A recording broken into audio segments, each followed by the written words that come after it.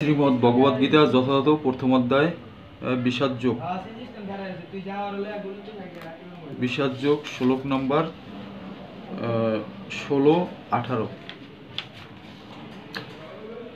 অনন্ত বীর্যয়ং রাজা কুন্তীর পুত্র যুধিষ্ঠির নকুল ও সহদেব সচা সুঘোষ মণি পুষ্পকৌ এবং কাশ্য সচা পরমে শ্বাস এবং শিখণ্ডী চ মহারথ ও দৃষ্ট দুন্ম এবং বিরাট সচা এবং সত্য কি সচা পরাজিত দ্রুপদ ও দ্রুপদেয়া সচা সর্বস্ব পৃথিবীপতে সৌভদ্র সচা মহাবাহু সংখ্যান দবম পৃথক পৃথক।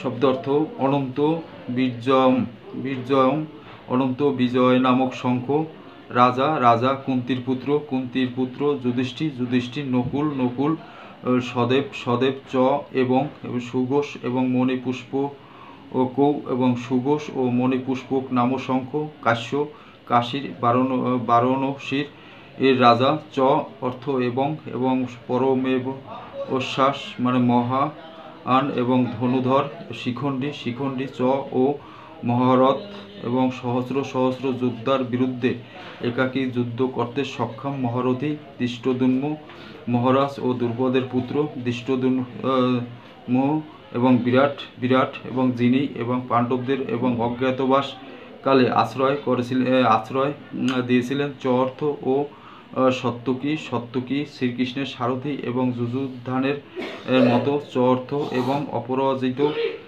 যিনি কখনো পরাজিত হননি, এবং দ্রুপদ এবং পঞ্চালের রাজা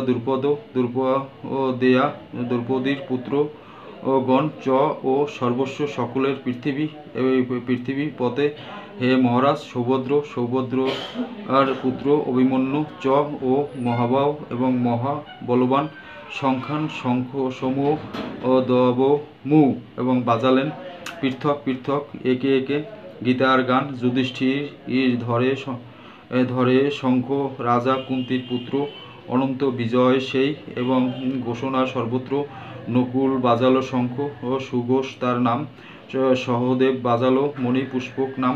তারপর একে যত মহারথী ধনুধর, কাশীরাজ, শিখণ্ডী, সারথী, দৃষ্টদ্যুম্ন, বিরাটাদি বীর সে সত্যকী মহাযোদ্ধা পারে যারা বুঝিতে একাকী। দ্রুপদ তার দ্রুপদের দেও পৃথিবীপথে, সৌভদ্র বাজালো শঙ্খ যার মতে।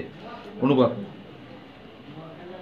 কুন্তীর পুত্র মহারাজ যুধিষ্ঠির ও অনন্ত বিজয় নামক শঙ্খ বাজালেন এবং নকুল ও সহদেব বাজালেন সুঘোষ ও মণিপুষ্পক নামক শঙ্খ। হে মহারাজ, তখন মহান এবং ধনুধর কাশীরাজ ও প্রবল যোদ্ধা শিখণ্ডী ও দৃষ্টদ্যুম্ন, বিরাট অপরাজিত সত্যকী দ্রৌপদীর পুত্রগণ এবং সুভদ্রা এবং মহা এবং বলবান পুত্র এবং অন্য সকলে তাদের নিজ পৃথক শঙ্খ বাজালেন। তাৎপর্য: সঞ্জয় সৌকৌশলে ধৃতরাষ্ট্রকে জানিয়ে দিলেন যে পাণ্ডব পুত্রদের প্রতারণা করে তার নিজের ছেলেদের সিংহাসনে বসাবার দুর্বিসন্ধি করাটা তার পক্ষে মোটেই প্রশংসনীয় কাজ হয়নি। চারদিক থেকেই ইঙ্গিত পাওয়া যাচ্ছিল যে কুরুবংশের সমূলে বিনাশ হবে এবং পিতামহ ভীম থেকে শুরু করে অভিমন্যু আদি এবং পুত্ররা সকলেই যুদ্ধে নিহত হবেন। পৃথিবীর নানা দেশ থেকে উপস্থিত এবং রাজা মহারাজা ও মহারথী সকলেই নিহত হবেন।